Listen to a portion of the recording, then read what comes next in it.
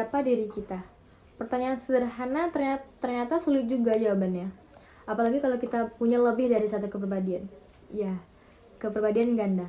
Saya akan membahas tentang seorang penyandang kepribadian ganda atau dissociative identity disorder.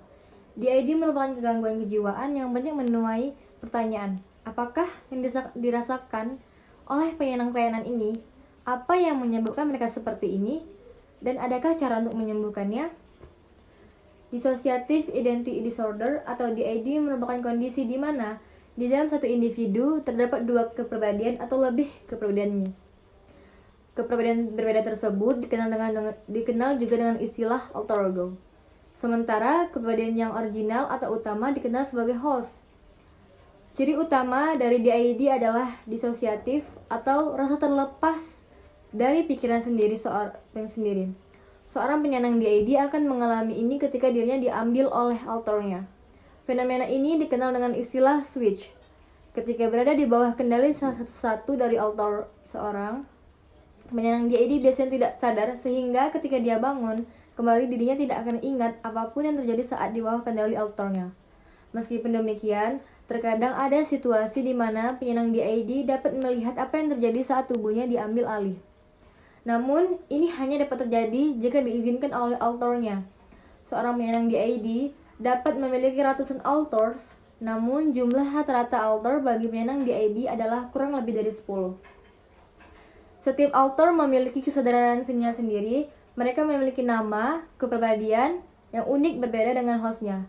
Ketika alternya mengambil alih seorang host, tingkah laku, cara berbicara, laga, postur, dan banyak aspek kepribadian lainnya dan host berubah total. Seperti contoh, seorang penyanyi DID dominan menggunakan tangan kanan, aspek berubah menjadi kidal diambil oleh alternya. Alter yang dapat berbeda dengan gender dan berbeda umur dari hostnya. Beberapa penyandang DID bahkan memiliki alter yang tidak berwujud manusia. Setiap alter memiliki perannya sendiri.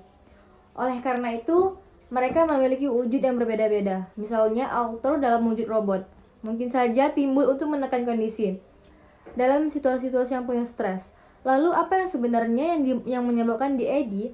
DID diperkirakan timbul akibat trauma yang berat yang dialami berulang kali saat masih kecil, seperti pelecehan seksual. Teorinya adalah alter timbul untuk melindungi anak-anak yang sedang melalui kejadian traumatis.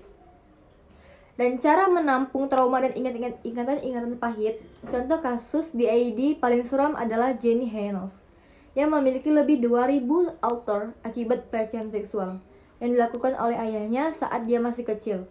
Alter pertama yang timbul adalah anak kecil bernama Symphony yang mengambil alih saat Jenny dilecehkan, namun bahwa DID tidak dapat disembuhkan. Seorang penyandang DID harus belajar menjalani hidup bersama alter-alternya, menempatkan diri di situasi. Hubungan yang traumatis akan membuat alter muncul lebih sering, maka adanya penting untuk menjalani terapi supaya penyandang DID dapat menghadapi situasi-situasi yang tegang tanpa menerus switching ke alternya.